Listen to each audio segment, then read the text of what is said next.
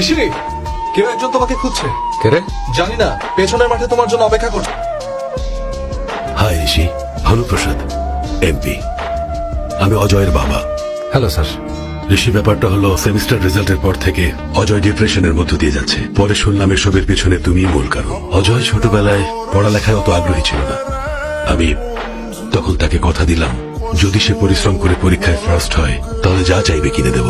ধীরে ধীরে ফার্স্ট হওয়া তার একটা নেশায় পরিণত হয়। আজ পর্যন্ত কেউ তাকে টপকাতে পারেনি। এই প্রথম তুমি পথের কাঁটা হলে। আমি তোমাকে বলতে এসেছি, ভালো চাইলে নিজেকে এবার থামাও। আমার খুব হিংসে হচ্ছে অজয়ের প্রতি। আপনার মতো ভালো একজন বাবা সে পেয়েছে। ছেলেকে ফার্স্ট দেখতে চাওয়াটা ভুল না, কিন্তু কাউকে থামিয়ে নিজের ছেলেকে উপরে উঠাতে চাওয়াটা সত্যি। আমার একটা প্রবলেম আছে স্যার, যখন কেউ আমাকে হেরে যেতে বলে তাদেরকে জয়ী হয়ে দেখানোটা আমার স্টাইল।